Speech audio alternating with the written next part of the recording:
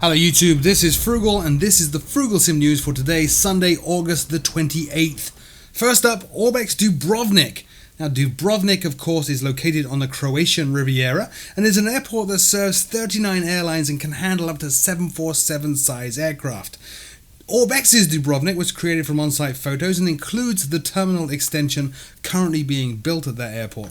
It features a unique multi-elevation airport model, 100 square kilometers of 60 centimeter per pixel terrain, a full Dubrovnik cityscape, custom vegetation, custom land class and vectors, and that's about it. It requires FTX Global, supports all versions of FSX and Prepared, and will set you back $29.98. More information at the Lima Delta Delta Uniform link in the show notes below. Sticking with Orbex, this week Orbex previewed Orbex Innsbruck. Now this was announced this week and previewed, and it requires FTX Global or Open Land Class Europe when it's released. It's also going to be compatible with the upcoming FTX Germany South region.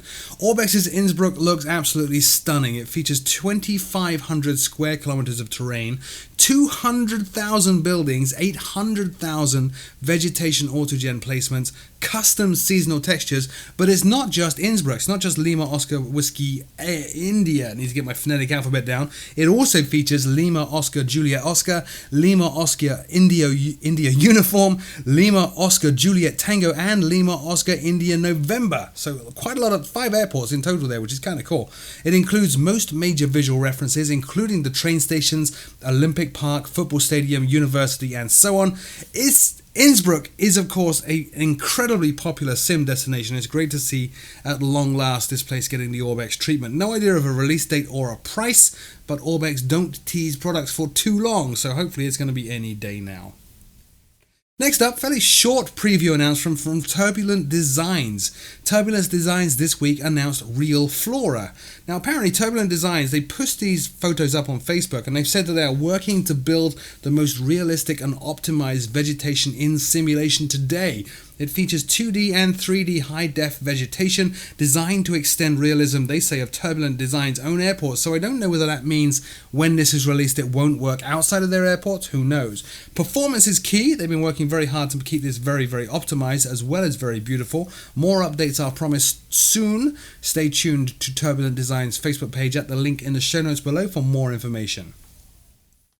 Next up, Just Flight's TB10 Tobago and TB20 Trinidad. Now I previewed these in the last news show before my break and they are now available and they come with their own intro video which you're watching right now.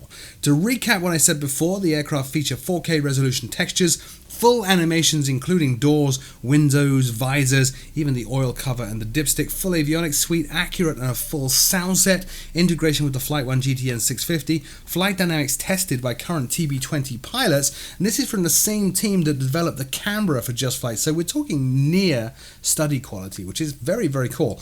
$41.99 is the intro price, but that's only going to remain in place for a couple more days, so snap it up if you're interested right now. More information at the Just Flight link in the show notes below. Next up, Flight Sim Labs Airbus. After 5 years in development, the Flight Sim Labs A320X, as they are calling it, is now available for FSX. Prepared apparently is coming later.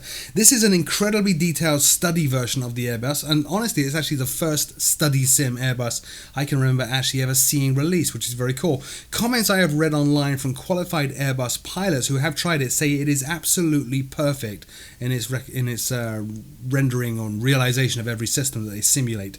It models every aspect of the FMGS and the fly-by-wire system, fully animated of course inside and out.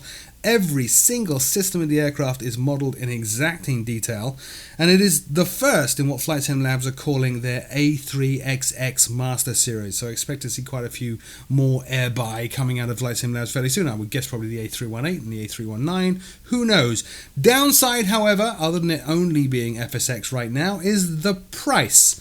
The price for this will set you back $99.95, and if they follow the same model that they did with Concorde, then expect a repaired version to be an additional full price purchase as well. More information for the well-heeled study sim nuts at the Flight Sim Labs link in the show notes below. Next up, over to X-Plane and Kilo Papa Alpha Oscar, or Palo Alto for X-Plane, from Future Game Shop. This is Palo Alto scenery for X-Plane, exclusively published by Future Game Shop, who are a relatively new reseller and vendor in the X-Plane world. The video you're watching is Red Piper 1's video for Future Game Shop. Palo Alto is called the gateway to Silicon Valley. It features high-resolution ground imagery, custom night lighting, accurate buildings with photo textures for realism, static aircraft on the airport which fit the airport, of course, and every facility of the airport model. This actually is a very interesting airport to fly into because the airport itself is overlaid with SFO's Class B airspace and joins onto SJC's Class C airspace, so it's a bit of a challenge to fly around there. The price is a measly and very welcome £10.99. More information at the futuregameshop.com, link in the show notes below. Do also check out Red Piper 1's video, also linked in the show notes below.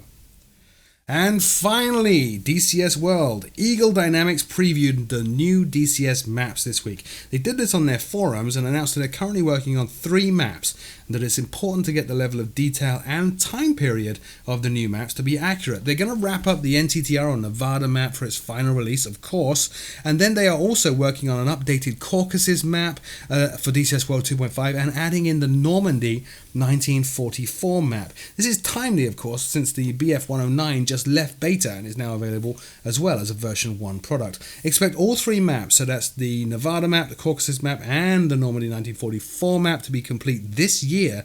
The thing that strikes me in particular, though, is that Normandy map. Wonderful textures in the screenshots that I saw, very evocative of the rural nature of 1940s Normandy. Now, if Nevada's map is anything to go by, the final products will be absolutely jaw-dropping. The Nevada map alone weighed in at 25 gigabytes of download. Anyway, that's it for this week's show. Thanks for putting up with my vacation last week. If I missed anything, as always, do leave me a note in the show notes below, and I'll take a look and see if it's worth including in next week's show. Until then, though, my name is Frugal. Thank you so very much for watching, and I'll see you all very soon.